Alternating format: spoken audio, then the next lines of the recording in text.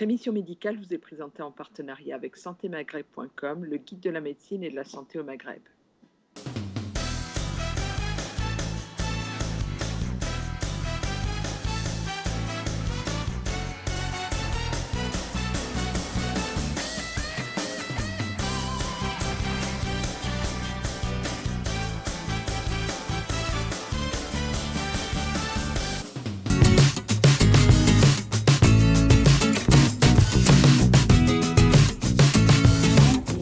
Je suis à la fois gynécologue obstétricienne spécialisée en médecine de la reproduction et j'ai eu la chance d'être baignée dans un monde de sciences humaines depuis le début de mes études. Je m'occupe d'un centre de fécondation in vitro, d'abord à l'hôpital Saint-Vincent-de-Paul, et c'est là que j'ai eu l'occasion de rencontrer Élise, et depuis une dizaine d'années à l'hôpital Bichat. Je suis journaliste à l'Express et j'ai rencontré Sylvie parce que j'arrivais pas à avoir d'enfant.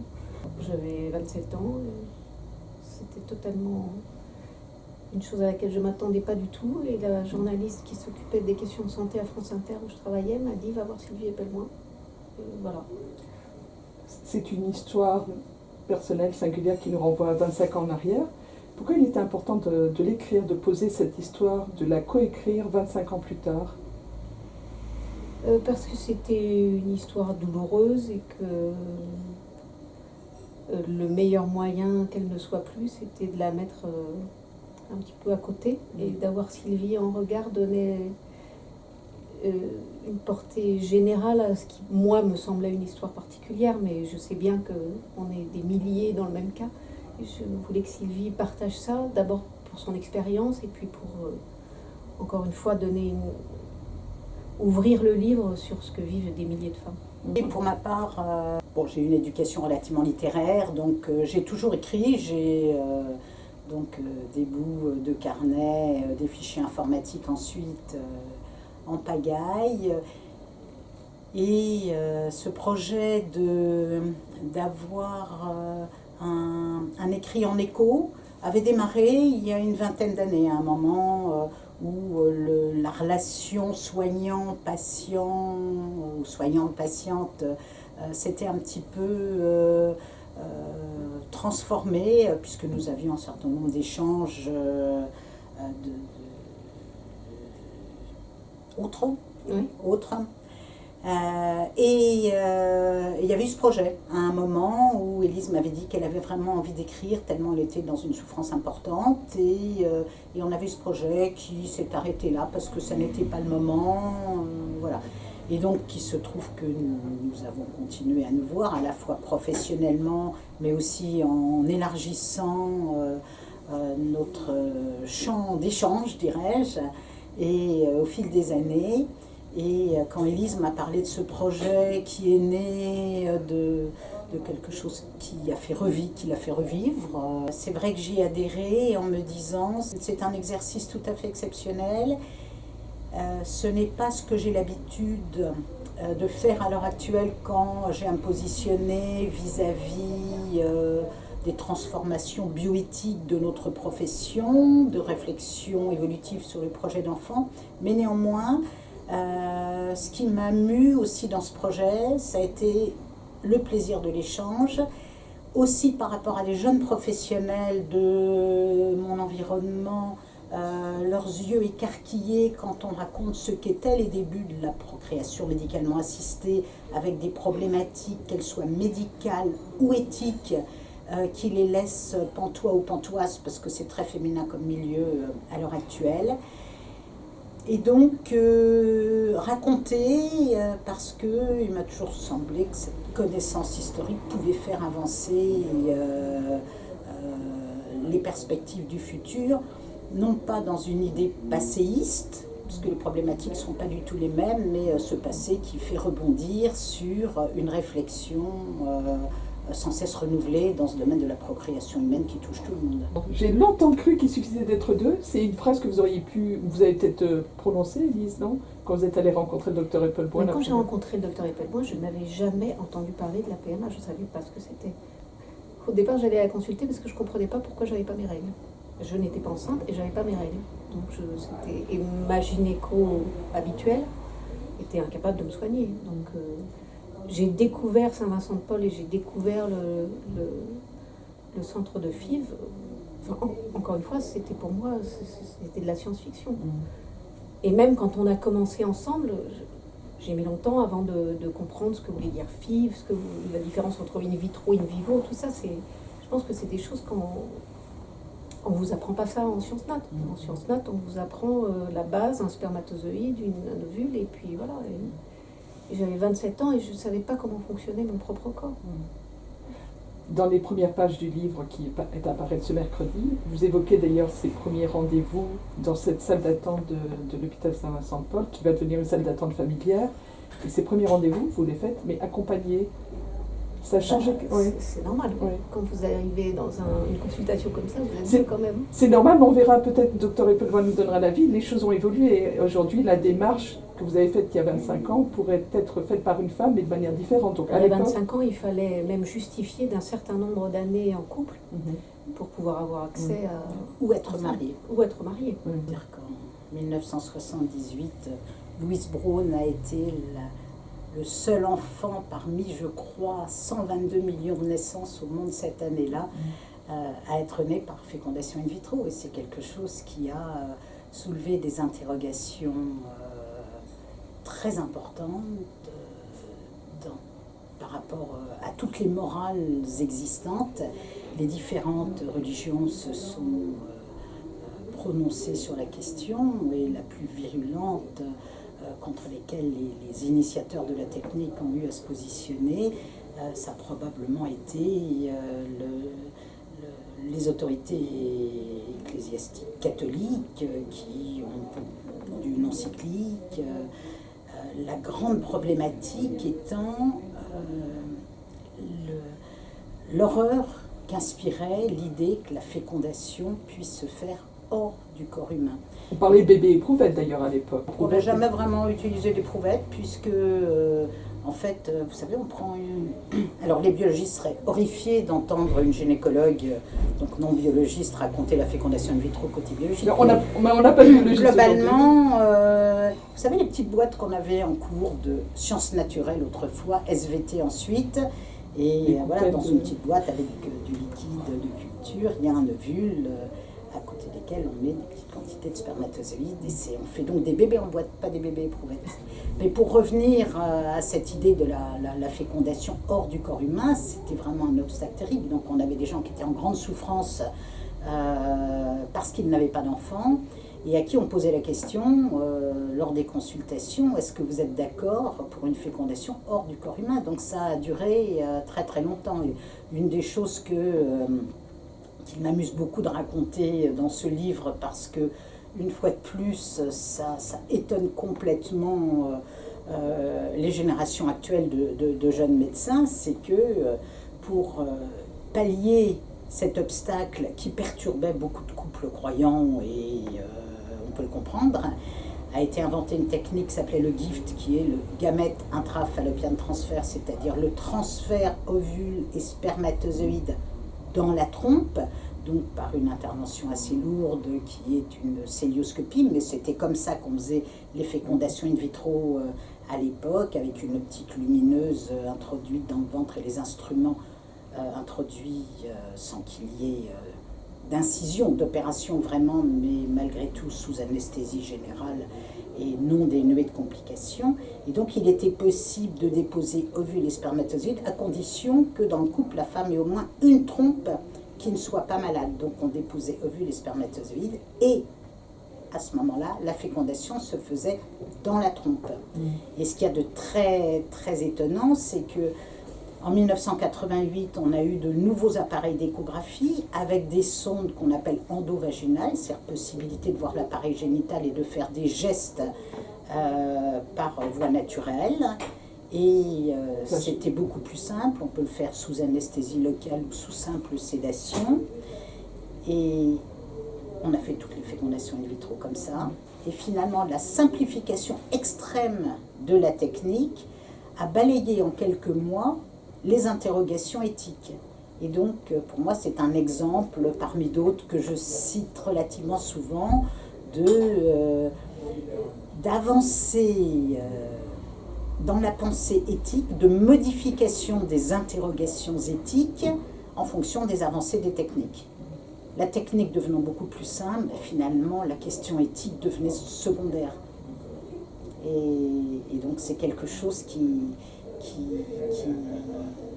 ne peut plus être pensé aujourd'hui de cette façon-là, mais qui est malgré tout un bon exemple par rapport à des tas d'autres évolutions qui vont paraître invraisemblables à un moment et qui vont être acceptées très vite ensuite. Quand vous arrivez, parce que vous ne savez même pas comment fonctionne votre corps, vous n'avez aucune idée du parcours qu'il y a. En plus, le parcours n'est pas forcément le même. Si par exemple j'avais eu une trompe bouchée, je pense que ça aurait été réglé assez rapidement. Donc vous pouvez très bien avoir un parcours qui se limite à quelques mois. Le parcours, finalement, vous le découvrez au fur et à mesure. Au fur et à mesure des échecs, au fur et à mesure des choses qu'on vous annonce ou auxquelles vous ne vous attendiez pas. Pour moi, c'était des échecs. Pour Sylvie, c'était... Mais non, regardez, au contraire, au moins on a une explication sur ce qui ne va pas.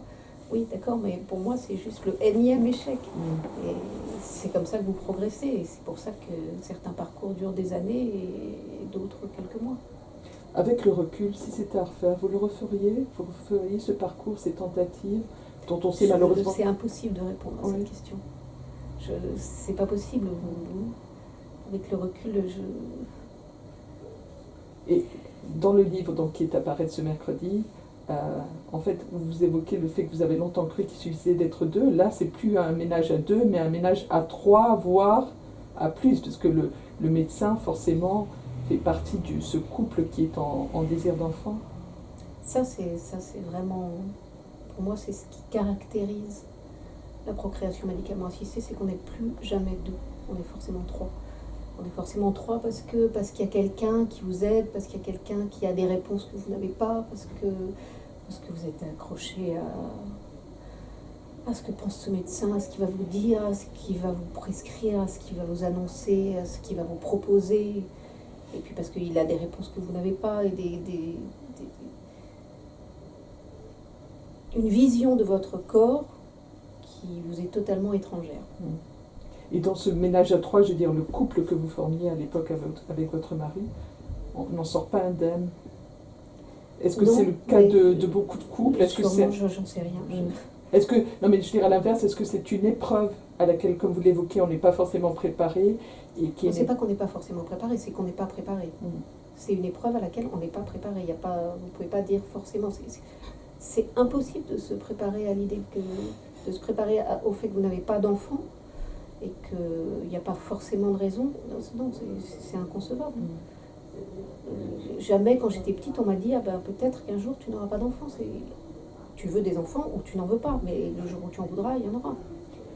Le jour où il a fallu, j'aime pas le mot, c'est pourtant le mot qui vient à l'esprit, que vous fassiez le deuil de cet enfant pour lequel vous avez accepté des traitements qui peuvent être assez lourds, est-ce que vous avez à ce moment-là envisagé d'autres solutions pour être maman, mais de manière différente? Non, moi pas. Mais ça, je pense que c'est très très personnel. Moi, j'ai jamais eu envie d'adopter parce que j'étais pas sûre d'aimer un enfant que j'aurais pas porté aussi fort qu'il en aurait besoin. C'est une solution que j'ai pas souhaité envisager. Et le mari avec lequel j'étais à ce moment-là, l'homme avec lequel j'étais avait déjà un enfant, donc je ne le privais pas d'une paternité. Et pour moi, c'était inenvisageable autrement. Le parcours d'Élise est singulier dans son parcours, issu aussi d'une histoire personnelle qu'elle décrit de façon très touchante dans ce livre. Mais je dirais qu'il y a très peu de couples pour qui la question soit il y a une trompe bouchée, point barre, ou on fait un premier spermogramme, il n'y a pas de spermatozoïde. Chacun son histoire, chacun son projet d'enfant. On demande dans le parcours au couple d'avoir un projet égalitaire, mais deux personnes ne sont jamais au même niveau, au même désir d'enfant. Donc vraiment chaque histoire est singulière, certaines sont beaucoup plus complexes que d'autres. Je dirais que nous n'avons pas non plus tout à fait les mêmes histoires d'infertilité à traité à l'heure actuelle qu'il y a 25 ans. Néanmoins, depuis 25 ans, l'âge au projet de premier enfant s'est élevé beaucoup. Et ce sera peut-être un autre sujet que nous aborderons plus tard, mais la fertilité d'une femme est tellement en rapport avec son âge et ça baisse tellement rapidement dans la vie active que les problèmes arrivent très vite liés à ça. Ce que je veux dire, c'est que à partir de 35 ans, la fertilité chute et à l'heure actuelle, la moyenne d'âge des patientes que nous avons en fécondation in vitro est plutôt entre 36 ans et demi et 37 ans, alors que c'était il y a 3 à 4 ans de moins, je dirais, il y a une vingtaine d'années. Donc ça, c'est un problème en soi.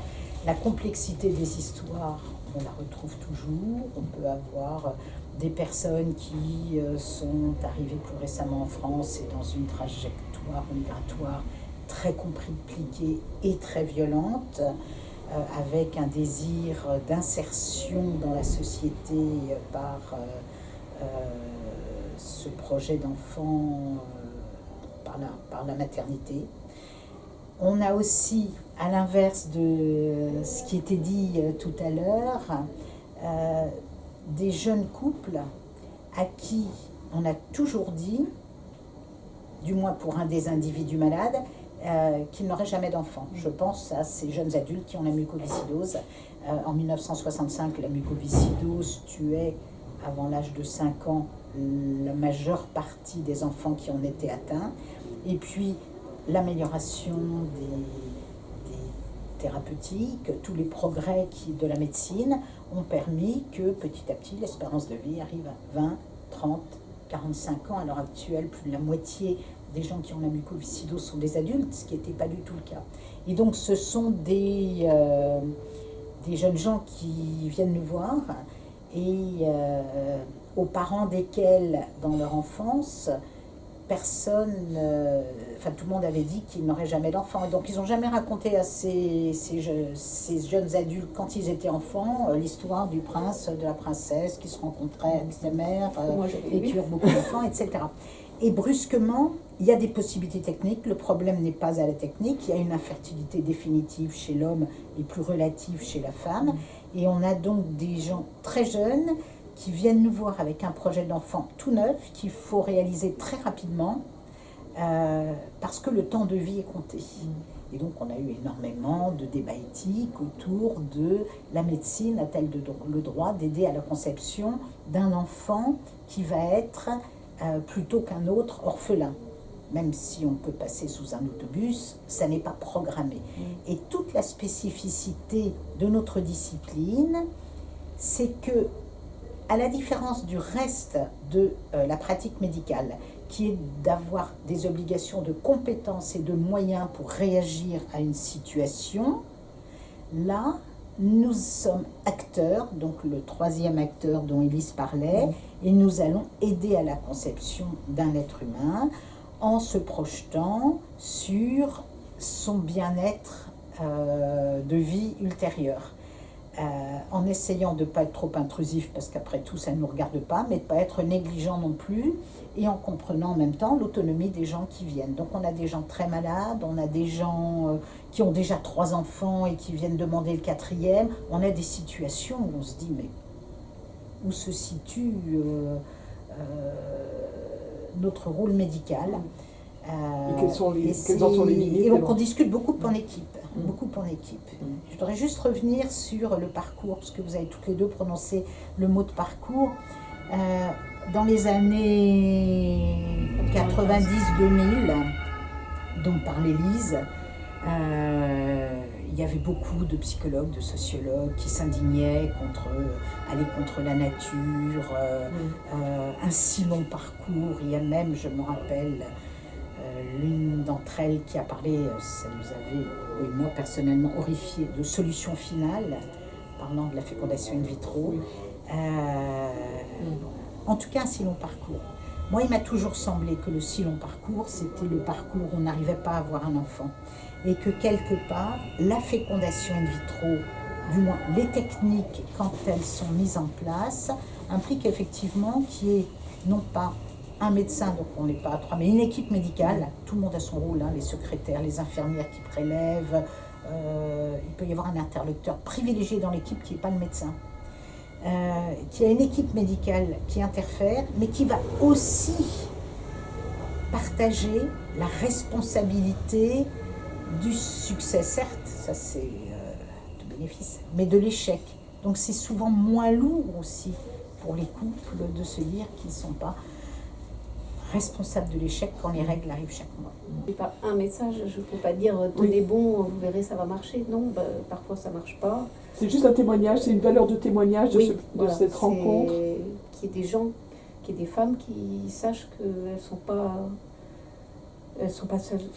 C'est compliqué, encore une fois. Je pense que c'est des chemins sur lesquels, si on est quand même très très seul, même si vous avez un compagnon qui est présent, il y a quand même, je pense, des sentiments que vous êtes seul à supporter pour des tas de raisons, parce que c'est vous qui portez l'enfant, parce que c'est vous qui êtes d'une certaine manière incapable de le porter quand il ne vient pas. Donc c'est un long chemin quand même de solitude, d'échec, de moments où vous vous dites je ne vais pas m'en sortir, je ne vais pas y arriver, et puis je crois que faire le deuil de l'enfant qu'on n'a pas, c'est aussi compliqué. Mais à un moment, c'est une histoire que vous laissez derrière vous, et je pense que ça fait du bien. J'aurais jamais rencontré Sylvie Pellevoin s'il n'y avait pas eu ça, s'il n'y avait pas eu le Distilben.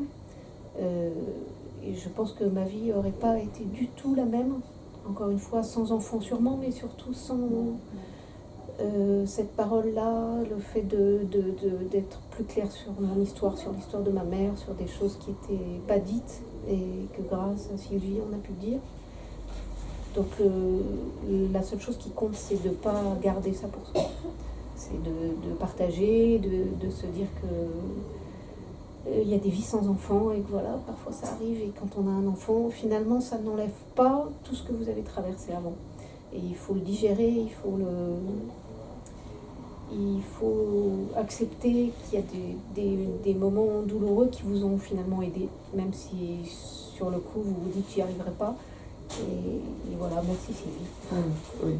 Moi je rajouterais que ça a été quand même une aventure étonnante, parce que c'est pas la relation qu'on a habituellement Avec un patient, et avec un que soignant. probablement le plaisir, l'intérêt, la force de raconter une histoire qui peut servir à d'autres, mais qui est aussi une très belle Une histoire en personnelle, soi. Et de mon côté, le plaisir de réfléchir sur un témoignage d'une telle force et de ce dialogue m'a semblé quelque chose qui me permettait à moi aussi de rebondir sur un métier qui n'est pas fait évidemment que de technique, mais aussi d'émotions permanentes qui enrichissent au quotidien. Je dis souvent qu'on est un peu comme des éponges à entendre des récits qui bouleversent. On n'a pas le droit d'être trop bouleversé, donc il faut quand même rester très, très rigoureux pour Faire preuve répondre. d'empathie, mais... Et dont on va Oui. faire profiter d'autres qui vont raconter une autre histoire, mais on est enrichi de l'histoire précédente. Et l'histoire d'Élise et le récit de cette histoire a posteriori, pas trop modifié, vécu à deux, on peut dire, à trois, mais à de multiples intervenants, comme je venais de le dire, nous a vraiment semblé pouvoir être aussi d'intérêt pour d'autres, mais qu'ils soient dans la situation de vouloir un enfant ou dans la situation d'aider les gens à avoir un enfant. Aussi, moi, du côté de jeunes professionnels, donner un élément de réflexion et de leur faire connaître ce que peut écrire une des femmes qu'on a en face de soi. En fait, ce qu'on voulait montrer, c'est la même situation, mais vue de deux côtés différents. Alors que souvent, on a des expériences parallèles, des témoignages parallèles du praticien. Parfois, on a Ou des interviews, qui fait c'est pas du tout ça qu'on voulait faire. Donc, c'est vraiment la même histoire, mais vu d'un côté plus objectif, d'un côté totalement subjectif. À quel moment on se retrouve, à quel moment finalement on n'est pas du tout sur la même chose. Oui, voilà. La même histoire, mais deux regards. Merci. J'encourage en tout cas les internautes à découvrir, à se précipiter à découvrir effectivement le livre à paraître aujourd'hui. Aux éditions Grasset, on mettra toutes les informations. Merci à toutes les deux. Merci. Merci à vous.